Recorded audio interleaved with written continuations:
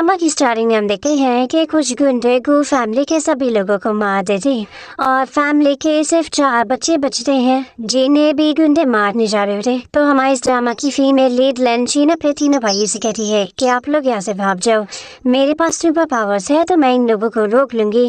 पहले तो वो तीनों इसे भी साथ ले जाने के बोल रहे होते, पर लेंचिन कहती है कि सिर्फ मैं ही उन्हें रोक सकती हूँ और हम लोग ये हमारा जो बर्थ मार्क है इसकी मदद से एक दूसरे को ढूंढ लेंगे। फिर लेंचिन अपने तीनों भाइयों को यहाँ से भगा देती है और वो बड़े से पत्थर इन गुंडों को मार कर उन्हें रोकने की कोशिश करती है और फिर मौका देकर वो भी यहाँ से भागने लगती है और तभी उसका पैर फिसल जाता है और वो काफी दूर जाके गिरती है और चोट लगने की वजह से वो बेहोश हो जाती है।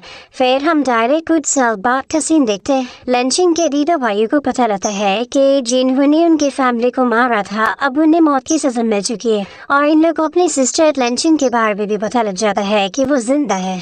लेंचिन का बड़ा भाई जिनचंग एक सीईओ है और दूसरा भाई जिशिंग एक सोल्जर है और सबसे छोटा वाला भाई हान एक सिंगर है। तीनों को ही असिस्टेंट कॉल करके इस बारे में बताता है कि उनकी छोटी सिस्टर मिल गई है। तो ये सुनते के साथ ही तुरंत तीनों जन अपना अपना काम छोड़कर अपनी सिस्टर को ढूंढने के लिए निकलते हैं। जिनचंग अपना प्रेस कॉन्फ्रेंस छोड़ देता है, जिशिंग अपनी ट्रेनिंग छोड़ देता है और यहाँ पर हान अपना लाइव परफॉर्मेंस छोड़ देता है और तीनों ही निकल जाते हैं लेंचिन को ढूंढने।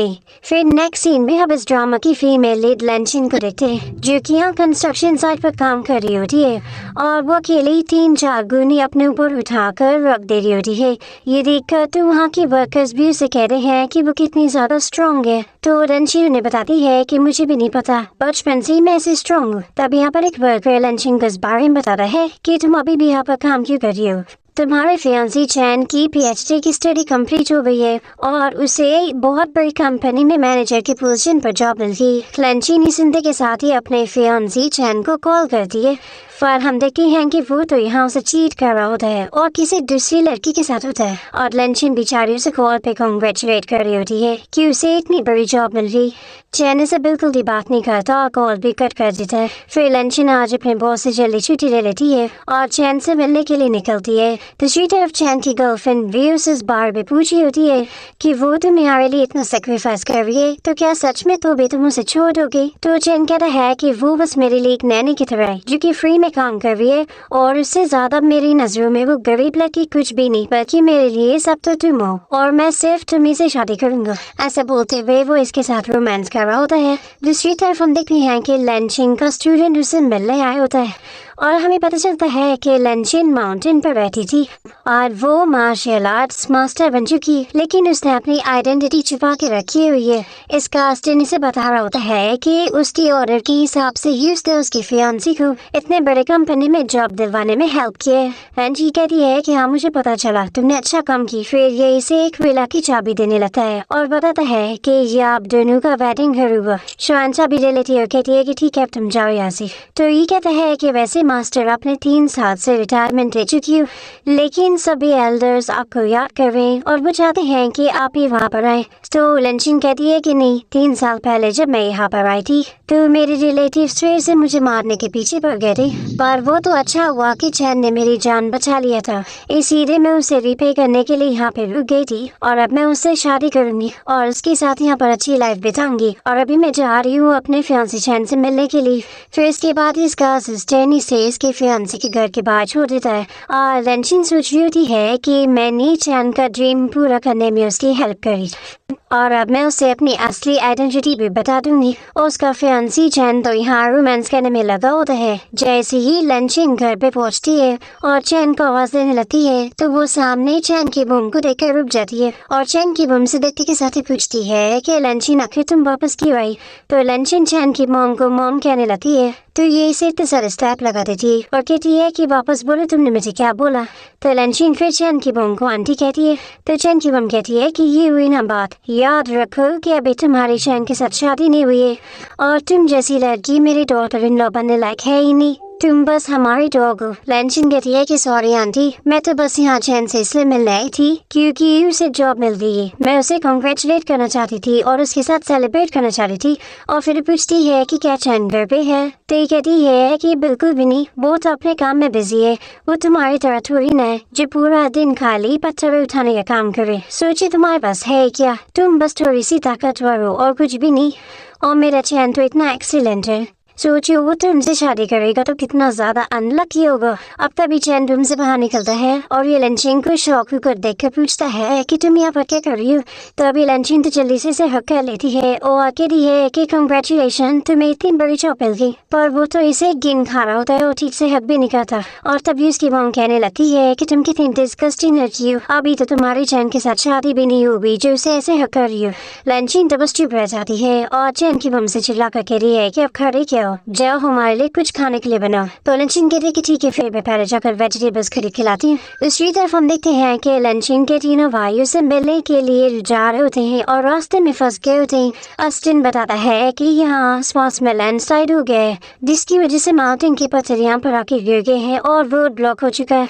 पर ये तीनों फिर भी सोचते हैं कि हम ऐसे हार नहीं मानेंगे, आज हम हमारी छोटी बहन से मिल के रहेंगे। तभी यहाँ पर लंचिंग अपने स्कूटी से आते हुए सोच रही होती है कि मैंने आज चैन की फेवरेट वेजिटेबल्स खरीदी है। तभी वो अपने तीनों भाइयों को देख लेती है और उनसे आकर पूछना है कि क्या आप लोग को मेरी भी हेल्प चाहिए। तभी हानी से देखकर कहता है कि जरूर तुम मेरी फैन होंगी ना, देखो फिक्र मत करो, मैं तुम्हें अपना ऑटोग्राफ दे रहा हूँ। और ये से पेपर दे देना चाहता है पर लंचिन तो आगे बढ़ जाती है और हान बेचारे का फूल बन जाता है। और लंचिन यहाँ पर पत्थर को उठाने जा रही होती है तो ये लोग कहते हैं कि तुम ये क्या कर रही हो।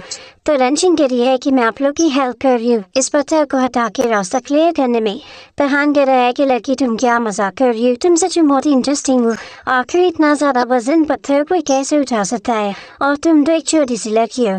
तभी लंचिन तो बहुत ही इजीली इस पत्थर को उठा लेती है और फिर इसे ऐसे करते हुए देखकर ये तीनों अपनी छोटी बहन को याद करते हैं और सोचते हैं कि कहीं यही हमारी छोटी बहन तो नहीं। फिर लंचिन इजीली पत्थर हटा देती है और इन लोगों से कहती है कि देखो मैंने कर दी। तभी जिनचिन भागते हुए आकर इसका हाथ पकड़ने जा रहा होता है तो कहती है कि तुम लोग क्या कर रहे हो। तो जिनचिन कहना चाह रहा होता है कि वो उसका हाथ का बर्थ मार्क देखना चाहता है। लंचिन कहती है कि हाँ मानती हूँ कि आप मुझे थैंक यू करना चाहते होंगे कि मैंने आपकी हेल्प की इस पत्थर को हटाने में, लेकिन मैं आपको बता दूं कि इसके लिए आपको मुझे टच करने की जरूरत नहीं है और मुझे जल्दी घर जाना है, अपने हस्बैंड के लिए कुकिंग करनी है। ऐसा बोलकर लंचिन इन लोग को बाय बाय करने लगती है और ये तीनों इसके हाथ का बर्थ मार्क देख लेते हैं और फिर लंचिन अपनी स्कूटी से यहाँ से चली जाती है और ये तीनों से रोक भी नहीं पाते। और जिनचिन इन लोग से कह रहा है कि इसके पास वही बर्थ मार्क है, मुझे यकीन है कि शायद ये हमारी छोटी बहन है। फिर ये पेस्टिन को और देता है कि मुझे आज ही क्या आज इस लड़की की सारी इन्फॉर्मेशन चाहिए।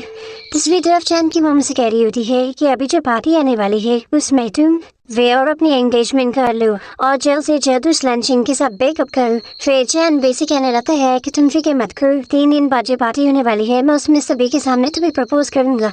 ऐसा बोलते हुए इसका हाथ पकड़ रहा होता है और तभी घर पे यहाँ लंचिंग पहुंच जाती है और वो इन लोग को ऐसे देखकर शॉक हो जाती है और कह रही है कि तुम लोग क्या कर रहे हो। तो तुरंत ही चैन कह रहा है कि कुछ भी नहीं कर रहा था, तुम गलत मत समझना। तो लंचिंग कह रही है कि मैं तुम्हारी स्टडी के लिए बाहर इतनी मेहनत से पैसे कमा रही हूँ और तुम घर पे यहाँ मेरे पीठ पीछे मुझे चीट कर रही हो। तो चैन की मॉम लंचिंग को चिल्लाती है कि तुम्हें क्या बकवास कर रही हो, क्या तुम्हें पता भी है कि लड़की कितने बड़े कंपनी की शेयर होल्डर की बेटी है और तुम इसके बारे में ऐसा कैसे बोल रही हो। ये तो बस यहाँ पर चैन को कंग्रेचुलेट करने आई थी कि उसे जॉब मिल गई। फिर वे इसे कहती है कि अच्छा तुम ही वो कंस्ट्रक्शन साइट पर काम करने वाले फियांसी हो ना जिसके बारे में चैन मुझे बता रहा था। तुम बेचारी पूरा दिन पत्थर उठा के इसके लिए कितनी मेहनत करती हो। देखो मुझे गलत मत समझना, मैं तो बस यहाँ सच में ही चैन को कंग्रेचुलेट करने आई थी उसकी जॉब के लिए और हम लोग तुम्हारे पीठ पीछे ऐसा कुछ भी नहीं कर रहे थे। पर लंचिनी से गुस्सा होती है, उसका हाथ दूर कर देती है। तो चैन की मुंह में से कह रही है क्या कि तुम इस गरीब लड़की को ऐसे एक्सप्लेन की कर रही हो, इसकी कोई जरूरत नहीं।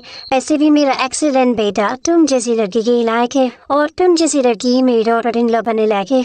ये सुनते के साथ ही लंचिन चैन की मुंह से पूछती है कि आप ही क्या बोल रही हो। तो चैन की मोम इसका कान पकड़ के कहती है कि क्या तुम बहरी हो, तुम्हें सुनाई नहीं दे रहा। मैंने बोली कि वे की तरह रिच फैमिली की लड़की मेरी डॉटर इन लॉ बनने के लायक है।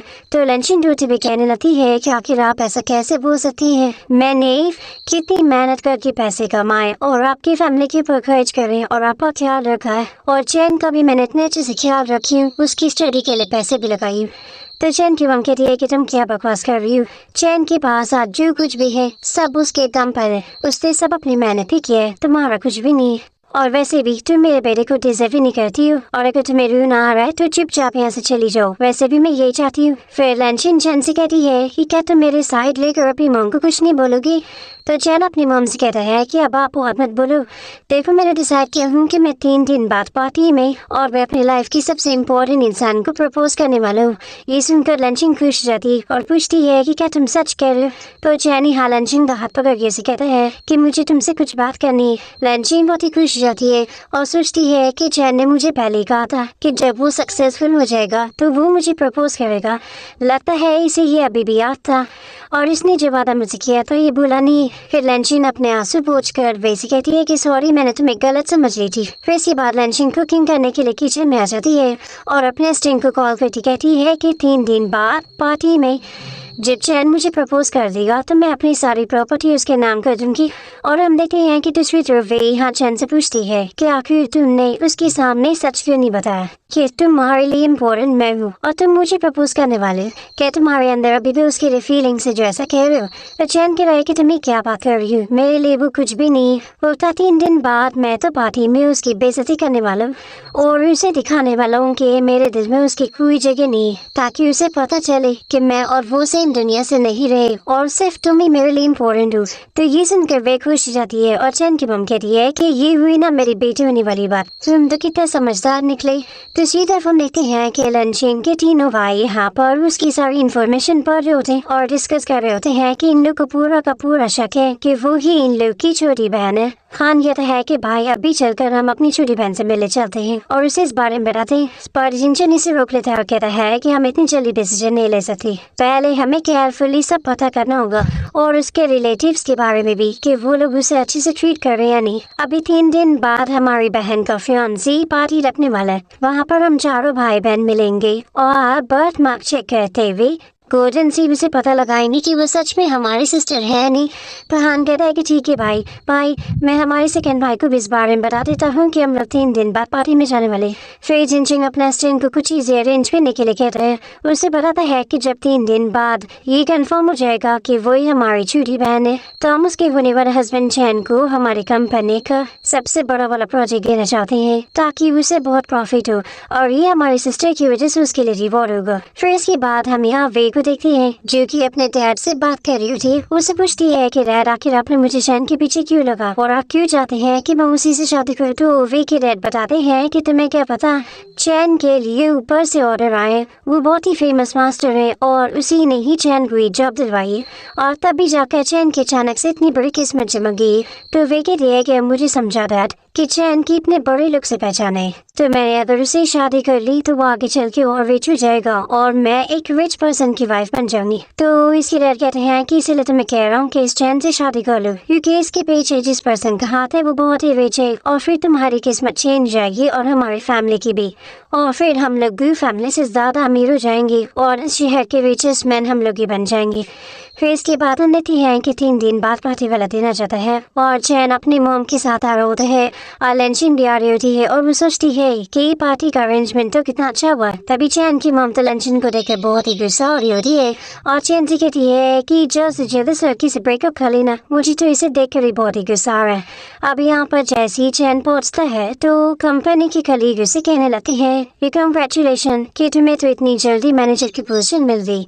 तो चैन की मॉम तो अपने बेटे की तारीफ सुनकर बहुत ही खुश होने लगती है और फिर ये लंचन से कहती है कि तुम देख क्या रही हो, जो ड्रिंक लेकर। फिर इसके बाद यहाँ पर वे की इंटरव्यू होने लगती है और सभी लोग उसको देख कर बातें कर रहे होते हैं कि वो कितनी रिच फैमिली से बिलोंग करती है और उसके डैड शेयर होल्डर है। फिर इसके बाद यहाँ पार्टी में जिनचंग और हान भी पहुंच जाते हैं और इन लोग का भी वेलकम हो रहा होता है। सभी लोग बातें करने लगती है कि शहर का रिचेस्ट मैन इस पार्टी में आए हुए। चैन तो बहुत ही ज्यादा खुश होता है और जिनचंग को वेलकम करते हुए कहता है कि मिस्टर जिनचंग आप मेरी पार्टी में आए, मैं बहुत ही ज्यादा खुश हूँ। और वो इसे हैंडशेक करना चाह होता है, पर जिनचिंग हैंडशेक नहीं करता और कहता है कि तुम मेरी बार में फिक्र मत करो, मैं बस घूमने आया हूँ और तुम जाओ अपने बाकी गेस्ट को वेलकम करो। ऐसा बोलकर भी आगे बढ़ जाते हैं।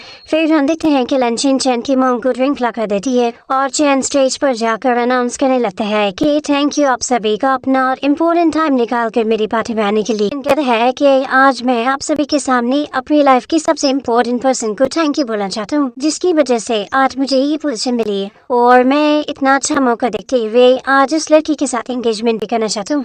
लंचिन तो बहुत ही खुश हो रही होती है और सोचती है कि मैंने इस दिन का काफी टाइम से इंतजार की थी। और चैन स्पीच पर कह रहा होता है कि इस लड़की ने हमेशा मुझे सपोर्ट किए और उसके साथ की वजह से आज मैं इस पोजीशन पर, मेरे सबसे मुश्किल मोमेंट पर वो मेरे साथ थी और उसने मुझे हमेशा सपोर्ट करी। फिर ये सब सुनकर सभी लोग आपस में बात कर रहे थे कि लगता है चैन अपनी फियांसी की बात कर रहा है कि उसने मेहनत से काम करके उसकी स्टडीज में पैसे लगाए। सभी लोग इस रिलेशनशिप के लिए इन्वेस्ट हो रहे होते हैं कि ऐसी वाइफ इनको भी मिलनी चाहिए। तभी सब सुनते हुए हान कहने लगता है कि भाई हमारी फिर सिस्टर का फियांसी तो बिल्कुल अच्छा नहीं। तो जिनशिंग कहते हैं कि ऐसा मत बोलो, अगर हमारी बहन हैप्पी है तो हमें भी हैप्पी होना चाहिए। फिर चैन सभी के सामने अनाउंस करते हुए कहता है कि वो लड़की मेरी फेवरेट लड़की है और मेरी फियांसी है। और फिर ऐसा बोलने के बाद ये लंचिन के सामने जब खड़ा होता है और फिर अचानक से वो वे की तरफ इशारा करते हुए उसका नाम ले लेते हैं। इस सुनकर तो सभी शॉक हो जाते हैं और लंचिन के हाथ से तो ड्रिंक भी गिर जाती है। और फिर चैन तुरंत रिंग निकाल कर वे को प्रपोज कर देता है और उसे कहता है कि मुझे शादी कर लो। ये बोलकर उसे 20 रिंग पहना देता है। फिर लंचिन के भाई हान को ये देखकर बहुत ही गुस्सा आती है और वो उसे मारना चाह रहा होता है, पर जिनशिन इसे रोक लेता है। और यहाँ पर चैन बेसिक कह रहा होता है कि तुम्हारी हेल्प की वजह से आज मैं यहाँ पर हूँ, नहीं तो तुम्हारे बिना मैं कुछ नहीं था, तो मैं अपनी पूरी लाइफ से तुम्हें रिपे करना चाहता हूँ। तो वे कहती है कि मैंने कुछ ज्यादा नहीं की, बस मेरे डैड ने थोड़ी बहुत तुम्हारी हेल्प की। लंचिन तो इन लोगों को देखकर काफी ज्यादा शौक हो रही होती है और तभी वे कहती है कि मुझे आप सभी के सामने एक और गुड न्यूज अनाउंस करनी थी। मैं चैन की बच्ची की मॉम बन चुकी हूँ और ये तो हमारी लाइफ की डबल हैप्पीनेस हो गई। तो ये सब सुनने के बाद लंचिन कहती है कि मैं इस शादी से बिल्कुल भी अग्री नहीं। और फिर ये चैन से इस बारे पूछती है कि अगर ये तुम्हारी फियांसी है तो फिर मैं कौन हूँ? मैंने इतने सालों से मेहनत करके पैसे कमाई और तुम्हारी पूरी फैमिली को सपोर्ट करी और तुमने कहा था कि तुम मुझसे शादी करोगी, तो क्या सब तुम्हारा झूठ था? तो ये सुनते ही चैन की मॉम लंचिन को चिल्लाने लगती है और कहती है कि तुम मेरे बेटे के पीछे पड़ी थी, वो नहीं, और तुम अपना पहले लेवल देखो कितना लो है। तुम एक कंस्ट्रक्शन साइट वर्कर हो और मेरा बेटा शेयर होल्डर का होने वाला सनी लो है, उसका फ्यूचर कितना ब्राइट है। इसलिए मैं तुम्हें बस इतनी एडवाइस दूंगी कि मेरे बेटे से दूर हो जाओ और उसके फ्यूचर को अफेक्ट मत करो। लंचिन चैन को चलाती है कि मैंने तुम्हारे लिए इतना कुछ की, लेकिन अब तो तुम मुझे दिखा रहे हो कि मैं तो बस सपने में थी और मेरा इतना कुछ करने के बाद भी तुमने मुझे ये सीधा दिया है कि तुम सक्सेसफुल होने के बाद मुझसे ब्रेकअप कर रहे हो। तो चैन इसकी बात सुनकर से स्लैप लगा देता है और कहता है कि मैं तुम्हें बता दूं कि मैंने कभी तुमसे प्यार किया ही नहीं और ये लो मेरी और वे की शादी की खुशी में ये वाइन। ऐसा बोलते हुए ये इसके ऊपर वाइन गिरा देता है और चैन की मम बड़ी हंसी जा रही होती है।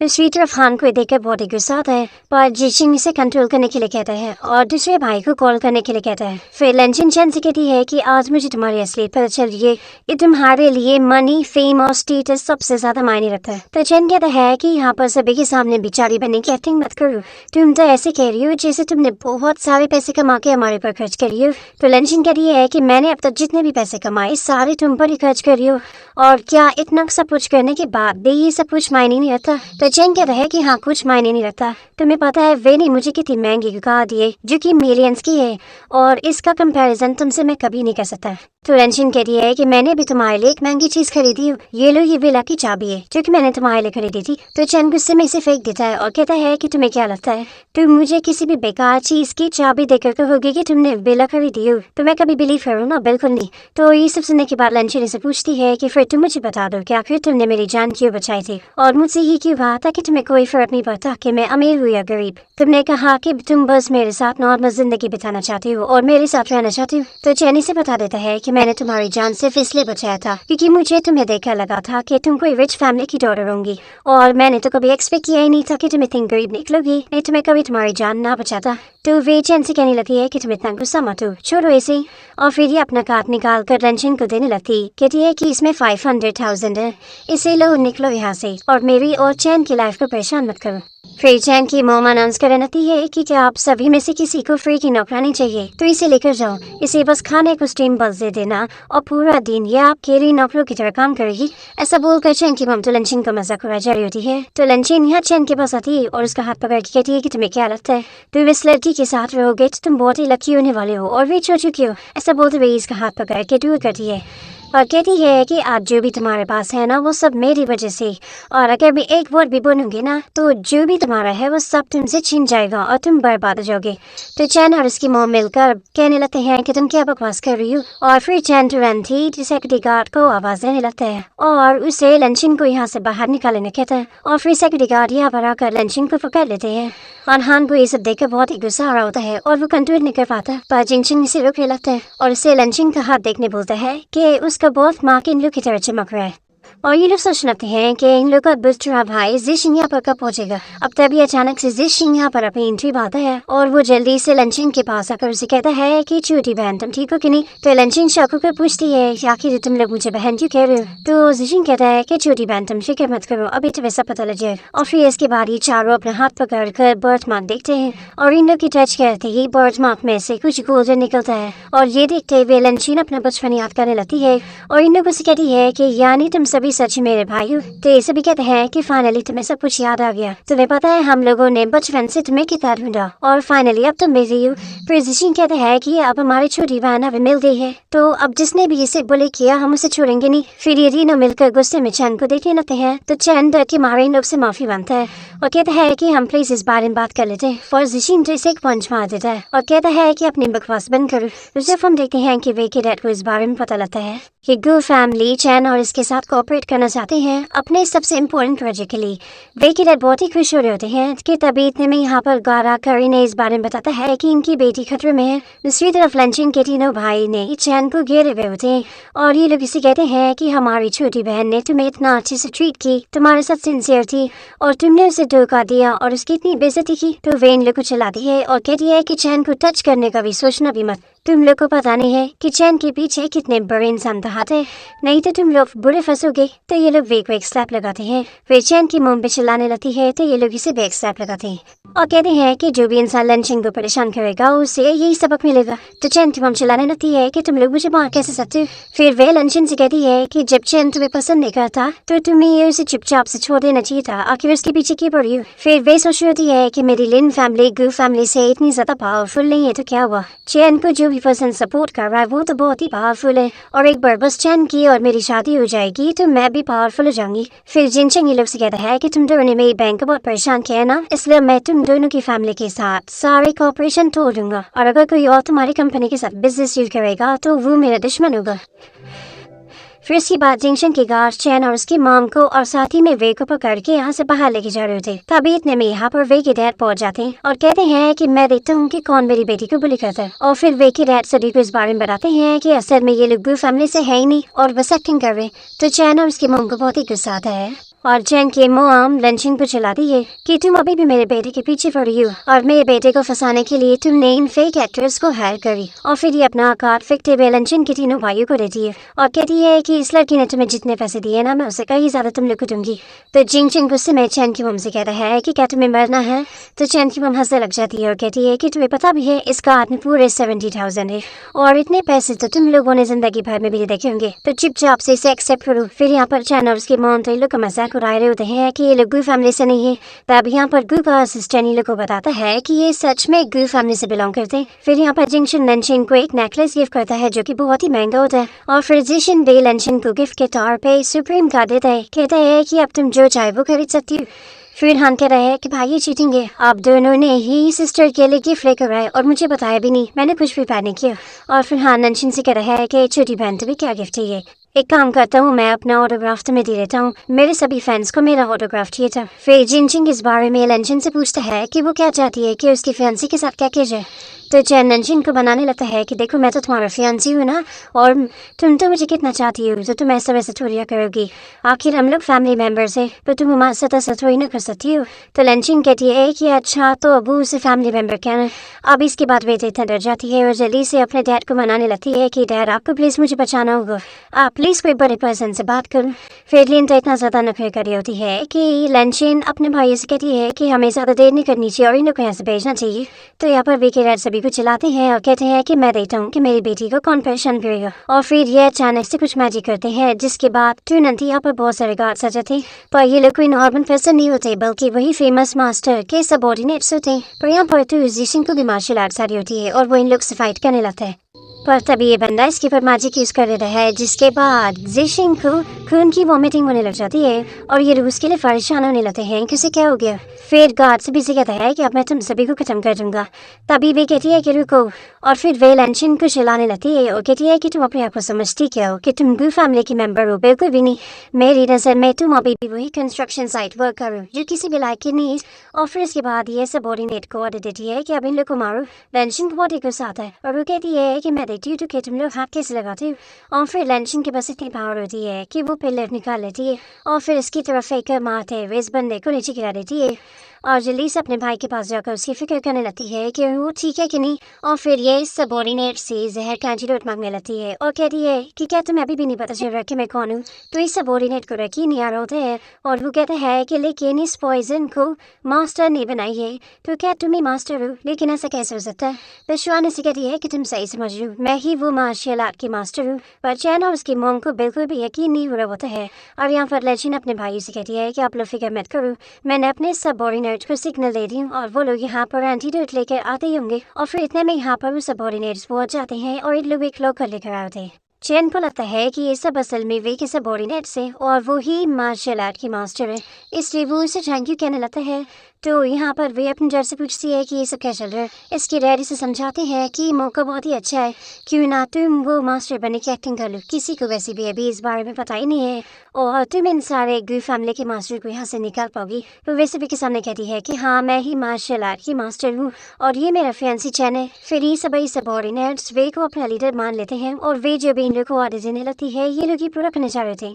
तभी लंचिन कहती है कि क्या तुम लोग श्योर हो कि यही तुम लोग के लीडर है, तुम लोग को देखा तो लगता नहीं कि तुम लोग ने कभी अपने मास्टर को देखे होंगे, तो तुम लोग कैसे कह सकते हो कि ये सच कह रही है और यही तुम्हारे मास्टर है। क्या तुम लोग को दिख नहीं रहा है कि ये बस फेक है और एक्टिंग कर रही है मास्टर बनने की। चैन और वे मिलकर इन को ऑर्डर देने लगते हैं कि तुम लोग इस लंचिन की बातों में मत आओ। पर ये सबऑर्डिनेट को शक हो जाता है और ये लोग वे से कहते हैं कि अब हमें भी सच जानना है, अगर तुम सच में हमारी मास्टर हो तो पहले अपने आप को प्रूफ करो। तो वे कहती है कि लेकिन अभी तो मैंने अपने साथ कोई भी चीज़ नहीं लाई हूँ जिससे मैं प्रूफ कर सकूँ। तो लंचिन कहती है कि कैसे कोई भी चीज़ नहीं, ये जो लॉकर है हम इससे प्रूफ करते हैं, इसमें मास्टर का रखा हुआ खास एंटीडोट है और अगर तुम मास्टर हो तो तुम्हें तो पासवर्ड पता हो गई और तुम इजीली इसे खोल लोगी। वे बहुत ही डर जाती है और सोचती है कि अब तो मैं बुरी फंस गई हूँ। तभी लोग इसके बारे में बातें करने लगते हैं। तो सोचती है कि लो मैं ट्राई करके देखा आई देती हूँ, क्या पता मुझसे खुल गया। तो पर जैसे ये ट्राई करती है तो पासवर्ड रॉन्ग बताता है और खुलता ही नहीं। फिर सभी को शक हो जाता है कि वे झूठ कह रही थी और वो कोई मार्शल आर्ट मास्टर नहीं है। और फिर जब लंचिन वे का मजाक उड़ाने लगती है तो वे से कहती है कि अगर तुम सच कह रही हो तो तुम खोल के दिखाओ। लंचिन जैसी पासवर्ड ट्राई करती है तो वो लॉकर तुरंत ही खुल जाता है और फिर उसमें से एंटीडोट निकाल कर लंचिन इसे अपने भाई को दे देती है और वो तुरंत ही ठीक हो जाता है। लंचिन तो अपने आप को प्रूफ कर देती है पर फिर भी वे नहीं मानती और वो कहती है कि तुम झूठ कह रही हो, मास्टर मैं हूँ, जरूर इस लॉकर में कुछ खराब हो गया होगा तभी मैं खोल नहीं पाई। लंचिन कहती है कि अगर ऐसी बात है तो ठीक है, हम लोग दूसरा कंपैरिजन करते हैं। यहाँ पर एक और सेफ्टी बॉक्स रखा हुआ है जो कि मास्टर की कोई इम्पोर्टेंट चीज होगी, तो अगर तुमने गैस कर ली तो फिर तुम ही मास्टर होंगी। वे कहती है कि ठीक है, ये तो बहुत ईजी है, मैं जानती हूँ कि इसमें बहुत ही इम्पोर्टेंट कोई ज्वेलरी रखी होगी या फिर जैम। तो लंचिन कहती है कि बिल्कुल भी नहीं, इसमें तो बस एक नॉर्मल सी ग्लास की रिंग रखी है।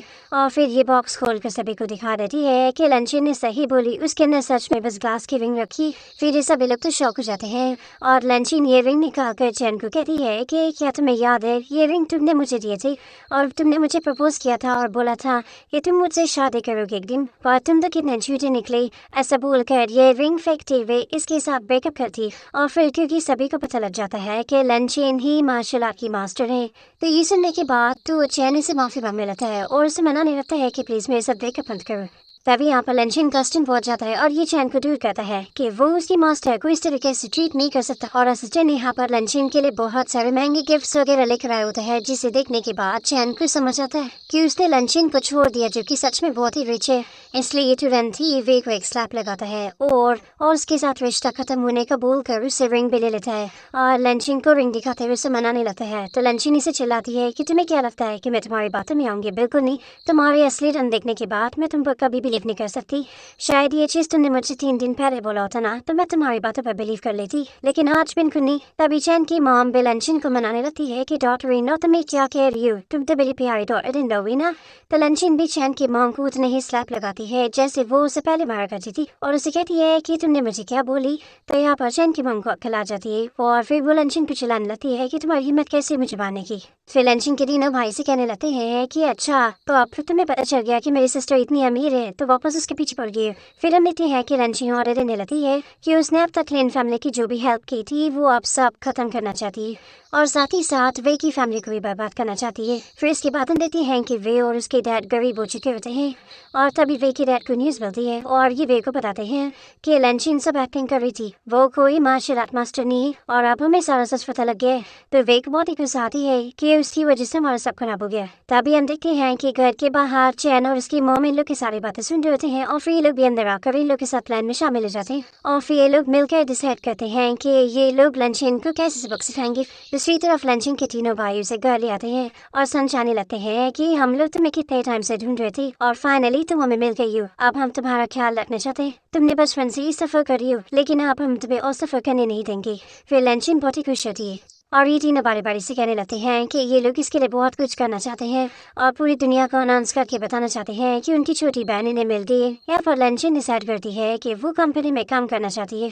फिर हम देखते हैं कि लंचिन स्कूटी से जा रही होती है और सारे गार्ड्स इसके पीछे लगे होते हैं। लंचिन इन लोग को मना करती है कि मुझे लो प्रोफाइल में रहना है, इसलिए तुम लोग अपने गार्ड लेकर भी अभी मत करो। फिर हम देखते हैं कि लंचिन जब यहाँ कंपनी में आने के लिए पहुँचती है तभी इतने में बेवजह भी पहुँच जाते हैं और कंपनी के एम्प्लॉयज इन लोग को देखकर समझते हैं कि वे मिस्टर गू की बहन है और चैन मिस्टर गू है।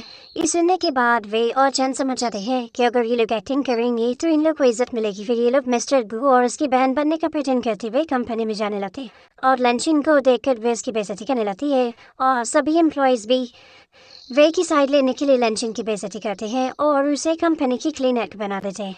और फिर हम देखते हैं कि ये सारे एम्प्लॉयज वैसे इतनी दोस्ती कर लेते हैं कि उसका घर देखना चाह रहे थे। तो ये इन लोगों को लंचिन के बड़े भाई गू के घर ले आती है क्योंकि अब वहाँ पर उसकी मॉम नैनी की जॉब करने लगी है। पर हम देखते हैं कि एक्चुअल में इस घर में तो यहाँ पर लंचिन डर रही होती है क्योंकि उसके भाई ने उसे यहाँ पे उसे रहने के लिए दिया था। लंचिन इन लोगों को बोलती है कि ये उसका घर है, तो इनमें से कोई भी बिलीव नहीं करता। और फिर हम देखते हैं कि लंचिन का भाई यहाँ पर पहुंच जाता है और वो इन सभी को बता देता है कि एक्चुअली में मिस्टर गू की सिस्टर तो वो है। और फिर यहाँ पर जेशिंग सभी एम्प्लॉइज को फायर कर देता है जो कि वे के साथ मिलकर लंचिन की बेइज्जती कर रहे थे। यहाँ पर ये लोग लिन और वे को भी यहाँ से बहुत दूर भेजते हैं और उन लोग को अच्छा सबक सिखाते हैं।